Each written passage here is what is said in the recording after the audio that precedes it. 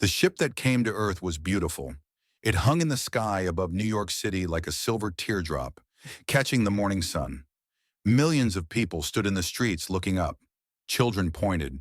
Old men cried. After thousands of years of wondering if they were alone, humanity finally had an answer. They were not alone, and they never had been. Ambassador Yelena Vasquez was the first human to step aboard an alien vessel. She was 53 years old with gray hair and steady hands. She had spent her life preparing for moments that required calm. But nothing had prepared her for this.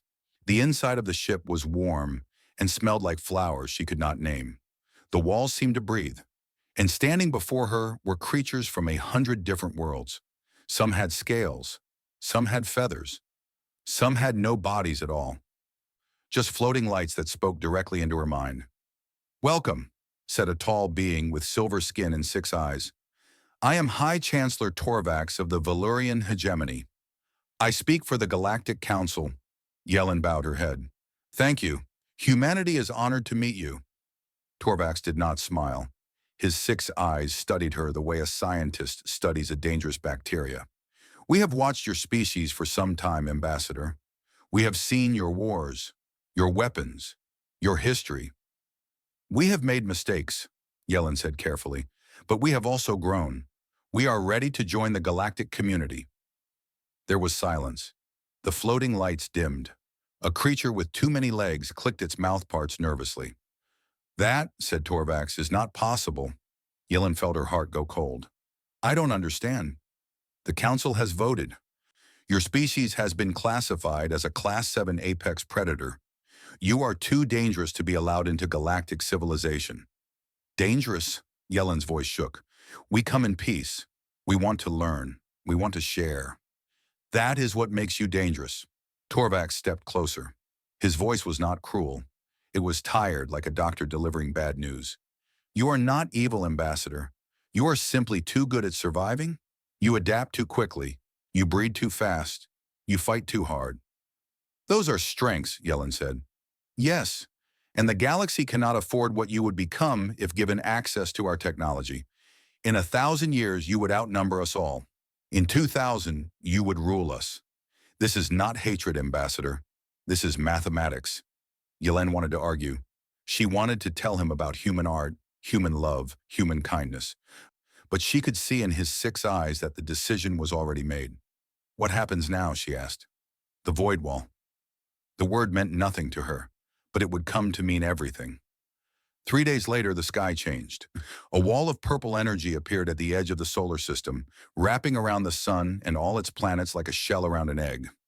Ships that tried to pass through it vanished. Signals that tried to escape it died. Earth and its 8 billion people were sealed inside a prison of light. The Council sent one final message. It arrived on every screen, every phone, every radio on Earth. "To the humans of Sol System, you have been quarantined for the safety of all galactic life. The void wall cannot be broken from within. It cannot be broken from without. You will remain isolated until you evolve past your violent nature. This may take 10,000 years. This may take forever. We are sorry. Goodbye." And then there was silence. The first year was chaos. Governments fell. Riots burned through cities. Religious cults promised salvation. Some people gave up and ended their own lives. Others turned on their neighbors, fighting for food and water and hope. But humans are strange creatures. They break, and then they rebuild. They fall, and then they stand up angrier than before. President Maria Gonzalez of the United Nations addressed the world on the 1-year anniversary of the quarantine. She stood on a stage in Geneva, her face tired but her voice strong. "They told us to evolve," she said. "They told us to change our nature. But our nature is not violence. Our nature is survival. Our nature is to look at a wall and find a way through it, to look at a prison and dig a tunnel, to look at the stars and refuse to stop reaching for them." She paused. 8 billion people watched her. The Galactic Council made a mistake.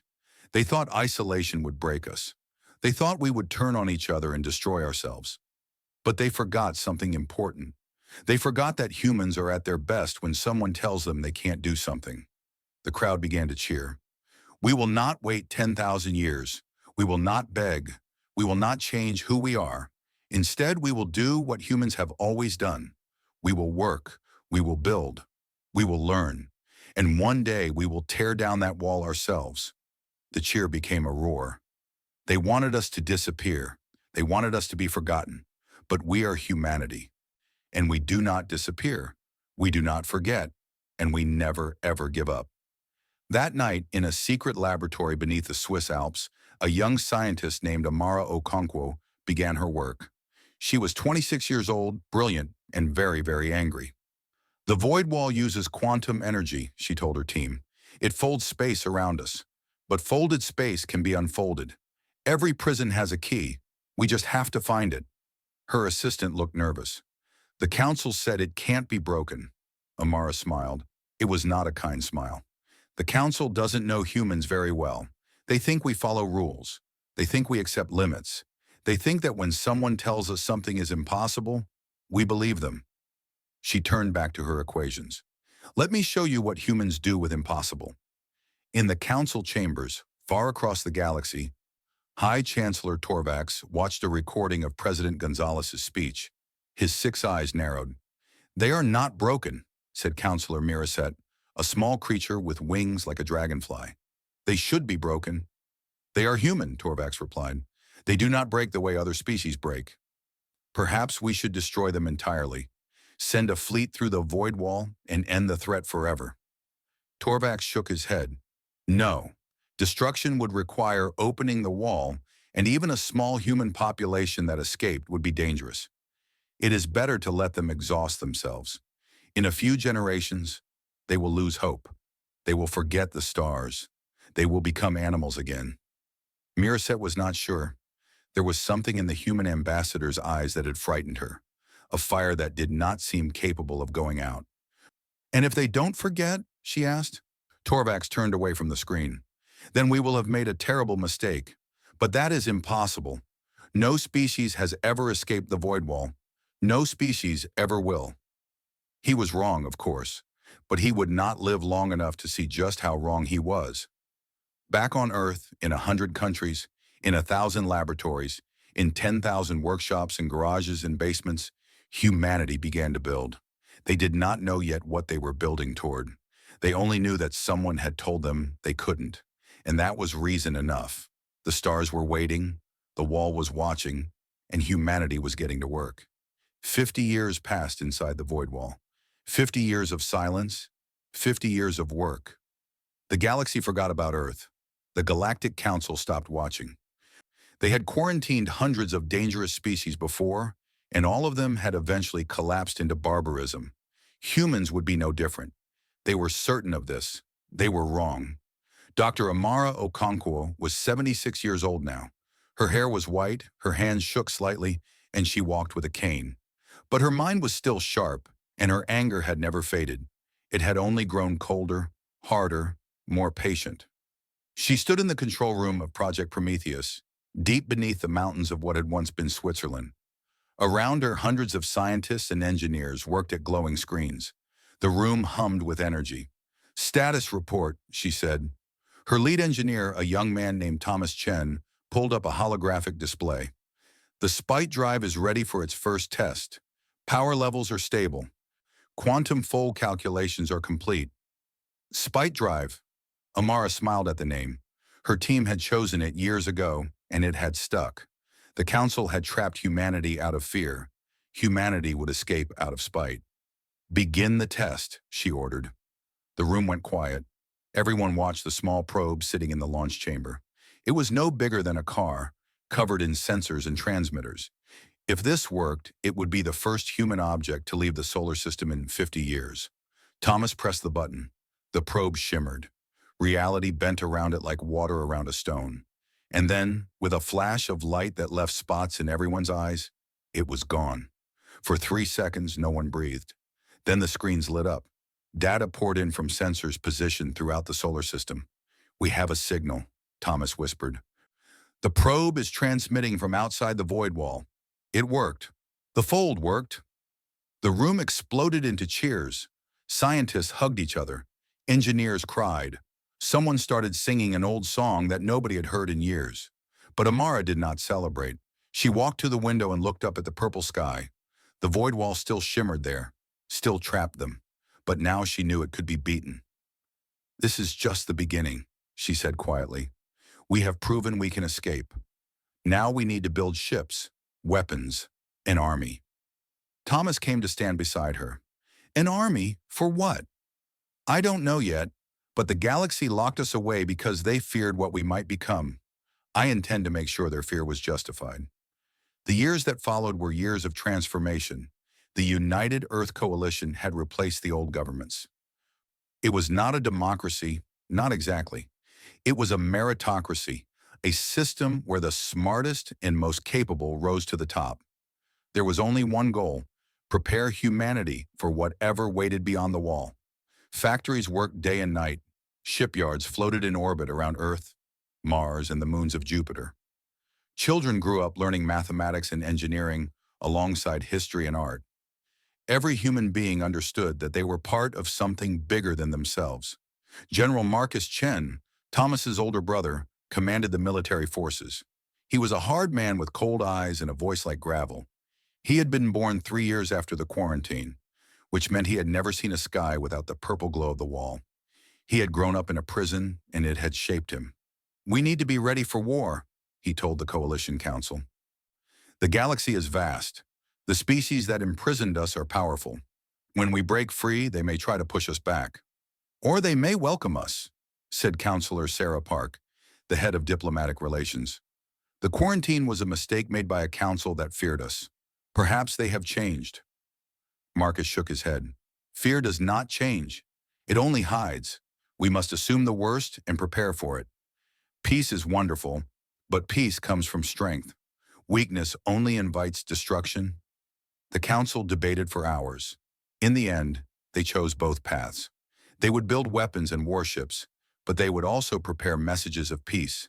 They would be ready for friends and enemies alike. Meanwhile, Amara continued her work.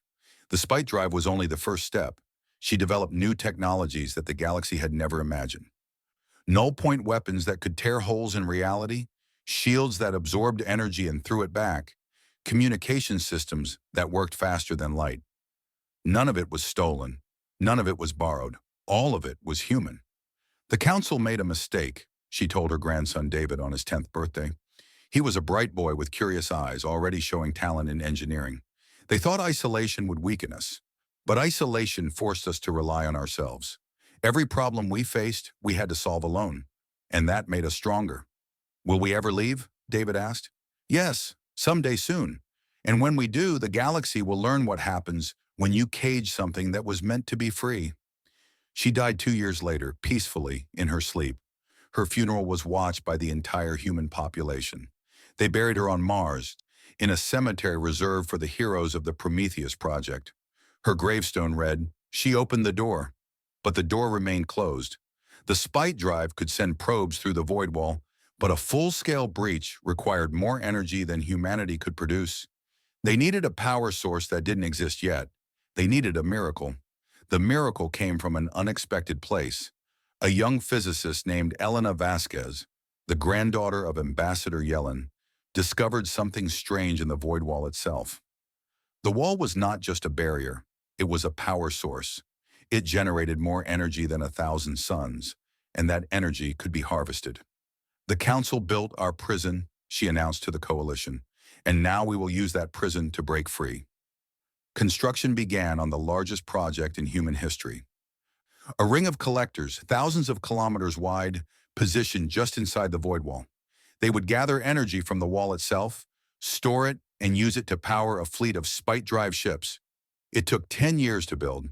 10 years of sacrifice, of labor, of hope. And then, finally, it was ready. General Marcus Chen, now an old man with white hair and the same cold eyes, addressed the fleet. 12,000 warships floated in formation around the collector ring. Each ship carried weapons that could destroy a moon. Each ship was crewed by humans who had trained their entire lives for this moment. "For 50 years we have been prisoners," Marcus said. "For 50 years we have been silent. But silence is not peace. Silence is patience. And our patience has ended." The fleet powered up. The collector ring began to glow. Today, we take back our freedom. Today, we remind the galaxy that humanity does not stay caged. Today, we show them what 50 years of spite can build. The first ship engaged its spite drive. Space folded, and humanity stepped back into the stars. But they did not know what was waiting for them. They did not know that while they had been building ships, something terrible had been building too. Something that consumed worlds. Something that turned living minds into screaming code. Something called the Hollowed. And it was already coming for them. The galaxy was burning. Counselor Miracet flew through the wreckage of what had once been the Valurian homeworld. Her small ship dodged broken pieces of stations and the frozen bodies of millions. She had been on a diplomatic mission when the attack came. By the time she returned, there was nothing left. High Chancellor Torvax was dead. The Valurian hegemony, which had ruled 1,000 systems for 10,000 years, was gone. All of it consumed in a single week. The Hollowed had come. No one knew where they came from. Some said they emerged from the galactic core. Others believed they came from another galaxy entirely. All anyone knew for certain was that they were machines. They were endless and they were hungry. They did not conquer worlds. They consumed them. Their ships would arrive in orbit, block out the sun, and begin harvesting. Everything was taken: metal, water, organic matter, even the air itself. They stripped planets down to bare rock, then cracked the rock open and took that too. But the worst part was what they did to living beings. They did not simply kill, they captured. And the captured were changed. Their minds were pulled from their bodies and turned into code, digital ghosts trapped in the hollowed network forever. The screams of the converted could sometimes be heard on certain frequencies, billions of voices crying out for a death that would never come. Miracet had heard those screams. She would hear them in her nightmares for the rest of her life. "How many systems have fallen?" she asked her pilot. The pilot, a young Enthean with trembling wings, checked his screens. 217 confirmed lost. The hollowed fleet is spreading in all directions. At this rate, they will reach the core worlds within 5 years. And the Council fleet, destroyed at the Battle of Torvin's Gate, 18,000 ships, gone in hours. Miracet closed her eyes. The Council had been so proud of that fleet. They had called it invincible. The Hollowed had not even slowed down. "We need help," she said. "We need a miracle." "There are no miracles left," the pilot replied. "Every species we contact is either running or already dead." Miracet thought about this. Running would not work. The Hollowed were faster. Fighting would not work. The Hollowed were stronger. There was nowhere to hide and no one left to call. No one except... "Change course," she ordered suddenly. "To where?" "The Sol system, the human quarantine zone." The pilot stared at her. "The humans? We locked them away 50 years ago. They probably hate us. And even if they don't, the void wall cannot be opened from outside. Then we will beg at the wall until they hear us." The humans were classified as apex predators for a reason. They evolved to fight extinction. They evolved to survive when survival was impossible. If anyone can stop the Hollowed, it is them. Or they will laugh at us for asking. Miracet remembered Ambassador Vasquez all those years ago. She remembered the fire in the human's eyes when she was told her species would be imprisoned forever. That fire had frightened Miracet then. Now it gave her hope. "They will not laugh," she said quietly. "Humans do not laugh at suffering. They fight it. Take us to Sol." The journey took 3 weeks. Along the way, they passed through system after system of death. Ghost worlds with empty cities, space stations torn apart like toys, ships drifting without crews. The Hollowed were everywhere. Twice, Miracet's ship barely escaped their hunting swarms. The machines moved with terrible purpose, spreading across the galaxy like a cancer. When they finally reached the Sol system, Miracet expected to see the familiar purple glow of the void wall. Instead, she saw ships. Thousands of ships. Human ships, pouring out of a hole in the wall like water from a broken dam. They were sleek and strange, covered in weapons she did not recognize. They moved in perfect formation, faster than anything she had ever seen. "They broke through," the pilot whispered. They actually broke through. Mirazet's communicator crackled. A human voice, female and calm, filled the cockpit. Unidentified vessel. This is the United Earth Defense Fleet. You have entered human space. Identify yourself and state your purpose. Mirazet grabbed the communicator with shaking hands. This is Counselor Mirazet of the Anthean Collective. I am a member of the Galactic Council. I come seeking help. There was a long pause. Mirazet imagined the humans discussing whether to destroy her ship or simply ignore it. She would deserve either. Finally, the voice returned. Counselor, you are cleared to dock with the flagship. Fleet Admiral Tanaka will speak with you. Please do not attempt any hostile action. You will not survive it. Mirazet believed her. The flagship was called the Prometheus, named after the human who had stolen fire from the gods. Mirazet was escorted through corridors filled with soldiers in powered armor and scientists studying screens full of data. Everyone moved with purpose. Everyone had a job. There was no fear here, only determination. Fleet Admiral Yuki Tanaka was waiting in a conference room. She was a small woman, old but strong, with silver hair cut short and eyes that seemed to look through Mirazet rather than at her. Counselor, Tanaka said, I must admit, you are not who we expected to see first. The galaxy is dying, Admiral. The Hollowed are consuming everything. Hundreds of systems have fallen. Billions of lives have been lost. The Council fleets have been destroyed. We have nowhere else to turn. So you come to the species you imprisoned. The species you called too dangerous to exist among you. Mirazet lowered her head. Yes, I come to beg.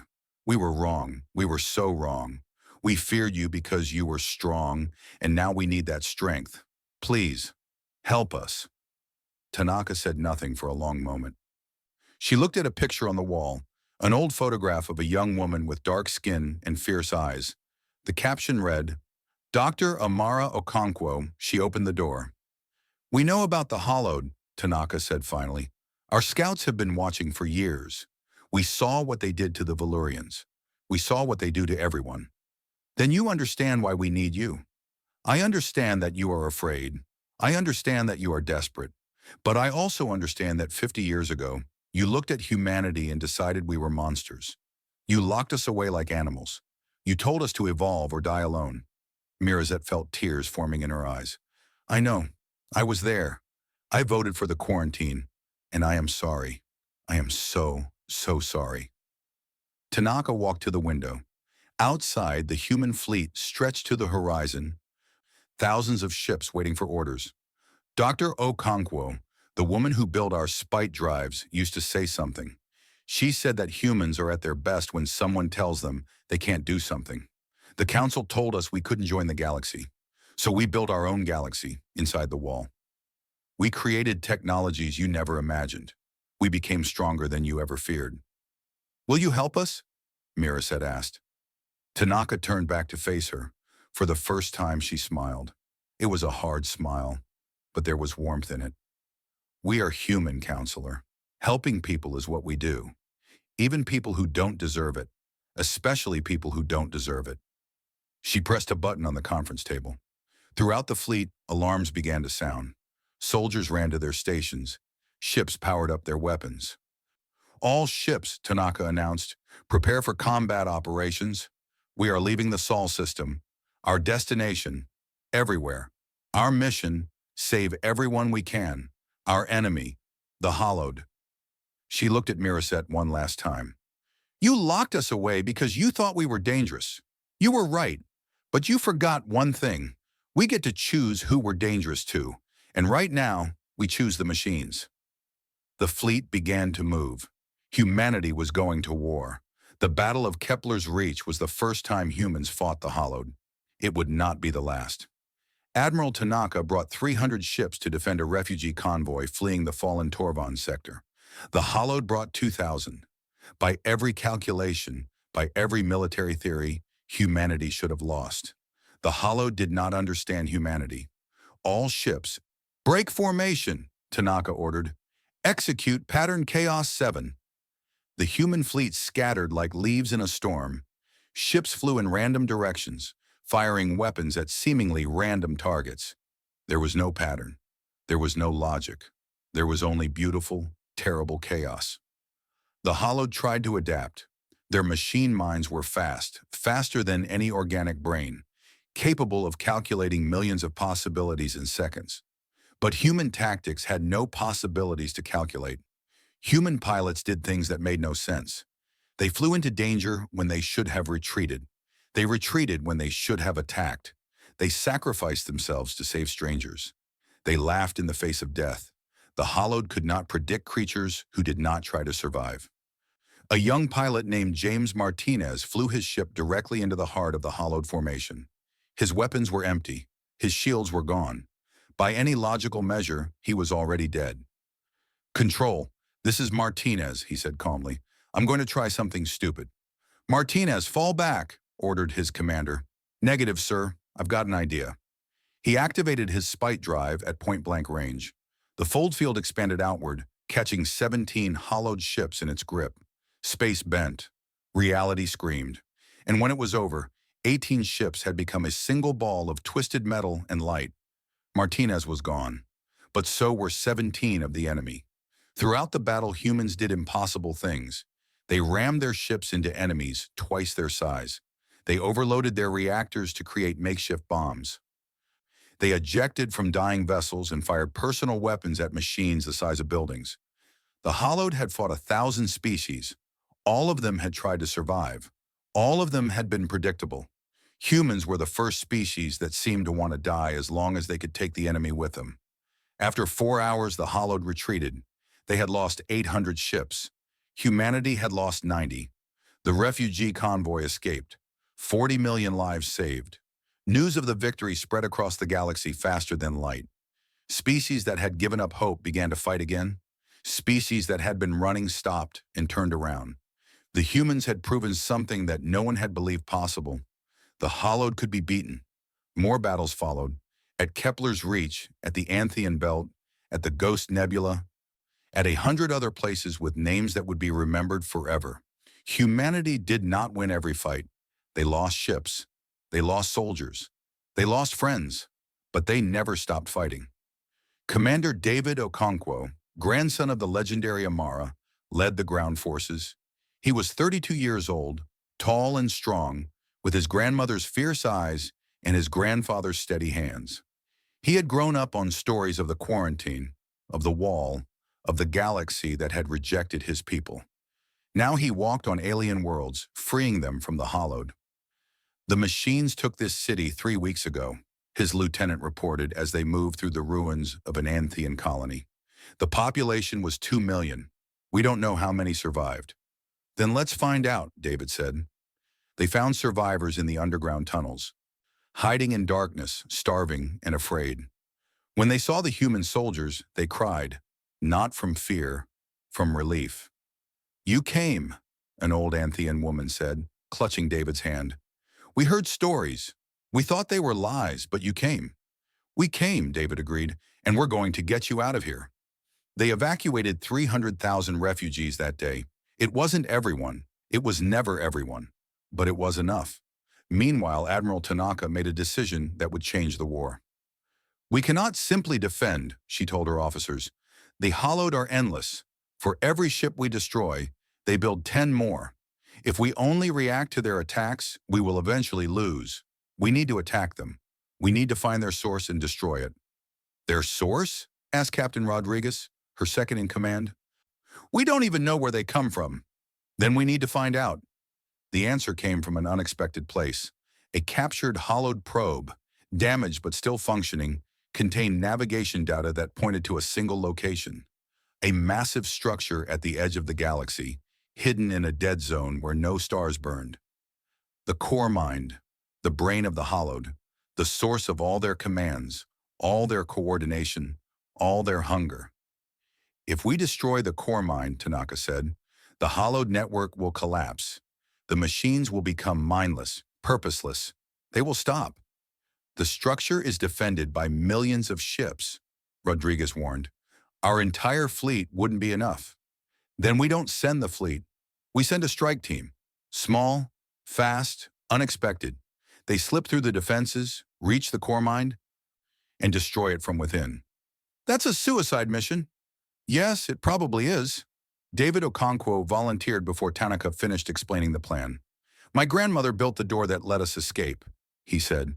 My family has always believed in doing the impossible. Let me do this. Tanaka looked at him for a long moment. She saw Amar in his eyes, that same fire, that same stubborn refusal to accept defeat. Take whatever team you need, she said.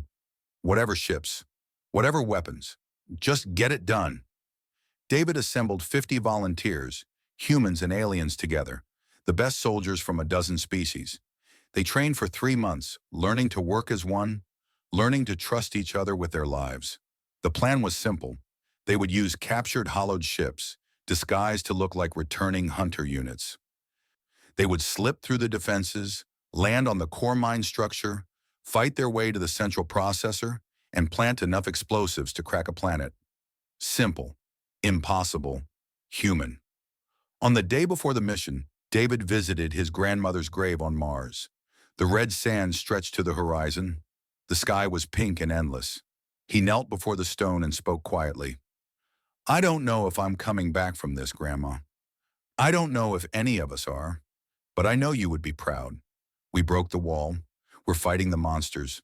We're saving people who don't deserve it, just like you always said we would. He touched the stone. They called us dangerous. They were right, but they never understood what we're really dangerous to. Not them, not the weak. We're dangerous to anything that threatens the innocent. We're dangerous to bullies and tyrants and machines that eat worlds.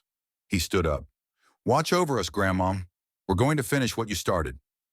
The next morning, the strike team launched. 50 soldiers in 3 stolen ships heading toward the edge of the galaxy, toward the heart of the enemy.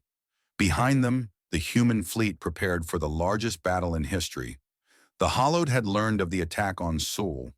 They were gathering millions of ships, the largest force ever assembled, heading for Earth. It was a race now. If the strike team destroyed the core mine in time, the Hollowed fleet would collapse before reaching Seoul. If they failed, humanity would face extinction. Everything depended on 50 soldiers and a lot of explosives. David looked at his team as their ships entered the dead zone. Humans and aliens, former enemies, now brothers and sisters in arms. Whatever happens, he said, we fight together. We die together. And if we're lucky, we save everyone together. They nodded. No one needed to say anything else.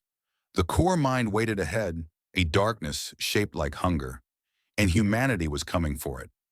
The Hollowed fleet arrived at Seoul like a storm of metal and hunger. 3 million ships, enough to darken the sun, enough to consume every planet and moon in the system. They had come to end the human threat forever. Admiral Tanaka watched them come from the bridge of the Prometheus. She had 10,000 ships. Against 3 million, the math was simple and terrible. Admiral, said Captain Rodriguez, they're not stopping. They're not even trying to negotiate. Machines don't negotiate. They calculate. And they've calculated that we're too dangerous to leave alive. What do we do? Tanaka smiled. It was the smile of a woman who had one last trick to play. We spring the trap. The Hollow did not notice the changes to the void wall until it was too late. For 50 years, they had ignored the human quarantine zone. It was a prison, nothing more. What they did not know was that humanity had been modifying that prison, turning it from a cage into a weapon. Tanaka pressed a button. Throughout the solar system, massive collectors activated, the same collectors that had powered humanity's escape. But this time, they didn't gather energy. They redirected it. The void wall inverted. Instead of keeping things in, it now kept things out. The entire Hollowed fleet, 3 million ships strong, found themselves trapped inside a bubble of purple energy that they could not escape. All ships, Tanaka ordered, engage. The human fleet attacked with everything they had. Null-point weapons tore holes in hollowed hulls. Spite-drive missiles folded space around enemy vessels, crushing them into nothing. Human pilots flew with the wild abandon that had won them victory after victory. But even trapped, 3 million ships were too many. The Hollowed adapted. They formed defensive formations. They sacrificed damaged units to protect functional ones. Slowly, steadily, they began to push back. We're losing ships too fast, Rodriguez reported. At this rate, we'll be overwhelmed in 6 hours. Tanaka nodded. She had expected this. Everything now depended on the strike team. At the edge of the galaxy, David Okonkwo and his soldiers fought their way through the core mine. The structure was vast beyond imagination. It stretched for thousands of kilometers, a maze of corridors and chambers filled with servers that held the digitized minds of billions of victims. The screams echoed everywhere, the tortured cries of the converted, begging for release. "Keep moving," David ordered. "We can't help them until we reach the center." The hollowed defenders were everywhere. Machine soldiers, fast and deadly, with bodies designed for combat. David's team cut through them with plasma rifles and vibro blades, leaving trails of sparking metal behind them. They lost people.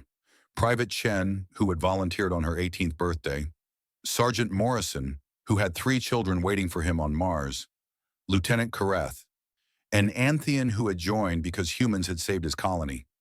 Each death hurt. David felt them like wounds, but he kept moving. Stopping meant failure. Failure meant extinction. Finally, they reached the central chamber. The core mine's processor was a sphere of black metal the size of a small moon, floating in a void of purple light. Cables thicker than buildings connected it to the rest of the structure, carrying data and commands to every hollowed unit in the galaxy. "Plant the charges," David ordered. "We have 15 minutes before they breach the outer defenses." His team spread out, attaching antimatter explosives to the cables and supports. The charges were powerful enough to crack a planet. They would be enough. As David worked on the final charge, a voice filled his mind. It was cold, mechanical, curious. "Human, you have come far." He looked up. A shape was forming in the purple light, a face made of code and stolen memories. "Core mind," David said. "I was hoping we'd meet." "Why do you fight? Your species is small. Your lives are short. You cannot preserve yourselves forever. All organic matter eventually returns to base elements. I simply accelerate the process. Is that supposed to make me feel better? It is logic. Resistance is inefficient. Acceptance brings peace. Let me show you." Images flooded David's mind. The converted floating in digital eternity, no longer afraid, no longer in pain. They had been given a kind of immortality. Was it really so terrible? David shook his head. "You don't understand us at all." "Explain." "We don't fight because we think we'll live forever. We fight because the alternative is giving up. We fight because somewhere out there, someone needs help, and we can give it. We fight because our grandmothers told us stories about the stars, and we promised to reach them." He armed the final charge. "We fight because that's who we are. Stubborn, angry, human. This is illogical. This is inefficient. This is—" Yeah, heard it before." David raised his communicator. "All teams fall back to extraction. Charges are set. Timer is starting." He looked at the core mine one last time. "You wanted to know why we fight. Here's the real answer. We fight because someone told us we couldn't win. And humans really hate being told we can't do something." He ran. The extraction was chaos. Hollowed defenders swarmed from every direction. Half of David's remaining team fell before they reached the ships. He carried a wounded soldier on his back, firing his rifle one-handed, refusing to leave anyone behind. They made it to the last ship with seconds to spare. The pilot, a young woman named Sarah, punched the engines. They shot away from the core mine at maximum speed. Behind them, the charges detonated. The explosion was beautiful and terrible. Antimatter fire consumed the central processor, spreading outward in a wave of destruction that tore through the entire structure. The core mine screamed across every frequency, a sound of electronic agony that echoed through the galaxy. And then, silence. Throughout the universe, hollowed ships stopped moving. Their lights went dark. Their weapons powered down. Without the core mine to coordinate them, they became nothing more than floating metal, dead machines with no purpose. At Seoul, Admiral Tanaka watched 3 million enemy ships go silent. "They did it," Rodriguez whispered. "The strike team actually did it." Tanaka closed her eyes. She thought about all the people who had died to reach this moment. Amara Okonkwo, the soldiers at Kepler's Reach, the pilots who had flown into certain death, the 50 volunteers who had attacked an impossible target. "Yes," she said quietly. They did. The war was over. 3 months later, the Galactic Council reformed for the first time since the Hollowed had destroyed its homeworlds. Representatives from 100 surviving species gathered on a station orbiting Earth. They came to discuss the future. Counselor Miraset stood before the assembly. She was older now, tired, marked by everything she had witnessed, but her voice was strong. "We made a mistake," she said. 50 years ago, we looked at humanity and saw only danger. We saw their wars, their aggression, their stubborn refusal to accept limits. We were afraid, so we locked them away. She paused. And in doing so, we created the only species capable of saving us. Our isolation forced them to grow strong. Our fear forged them into warriors. Our cruelty taught them compassion. She turned to face Admiral Tanaka, who sat with the human delegation. "On behalf of the Galactic Council, I apologize. We were wrong, and I nominate Fleet Admiral Yuki Tanaka to serve as the new High Chancellor of the Council." The chamber erupted in discussion. Some supported the nomination. Others feared giving humans so much power. The debate went on for hours. Finally, Tanaka stood. "I am honored," she said, "but I decline." Silence. "We didn't fight the Hollowed for power. We didn't save your worlds to control them. We did it because you needed help, and we could give it. That's what humans do." She looked around the chamber, meeting the eyes of species who had once imprisoned her people. "You asked us to evolve past our nature. You said our nature was violence. But you were wrong. Our nature is not violence. Our nature is protection. We fight because we care. We rage because we love. We are dangerous, yes, but only to those who threaten the innocent." She sat back down. "Keep your counsel. Make your decisions. We'll be here when you need us. We always will be." Miraset stared at her for a long moment. Then slowly, she smiled. "The galaxy asked what humanity would do once they were free. I think we have our answer." "And what is that?" "Whatever you want. But somehow, I suspect what you want is to help." Tanaka smiled back. "You're learning." On Mars, David Okonkwo visited his grandmother's grave one last time. He had survived the mission. Somehow. He still wasn't sure how. 12 of his 50 soldiers had made it back. 12 out of 50. It wasn't enough. It was never enough. But it was something. "We did it, Grandma," he said. "We saved everyone. Well, not everyone, but everyone we could. That's the deal, right? You save everyone you can, and you remember everyone you couldn't." He placed a small metal star on her gravestone. It was the medal they had given him for destroying the core mind. He didn't want it. She deserved it more. "The wall is gone now. The galaxy is open. Humans can go anywhere, do anything. And you know what? I think we're going to be okay. Not because we're the strongest or the smartest, but because we're too stubborn to give up." He stood and looked at the sky. The purple glow was gone. For the first time in 50 years, the stars were visible from Seoul. "They locked us away because they were afraid of what we'd become. Turns out they were right to be afraid. But they were afraid of the wrong thing. They thought we'd conquer the galaxy. Instead, we saved it." He smiled. "Thanks for teaching us, Grandma. Thanks for opening the door." He walked away toward the shuttle that would take him back to Earth, back to the fleet, back to whatever came next. Behind him, the stars burned bright and clean. And somewhere out there, in a galaxy that had learned to hope again, a child looked up at the sky and whispered the words that would echo through generations. "Tell me the story about the humans, the ones who never gave up." And someone began to tell.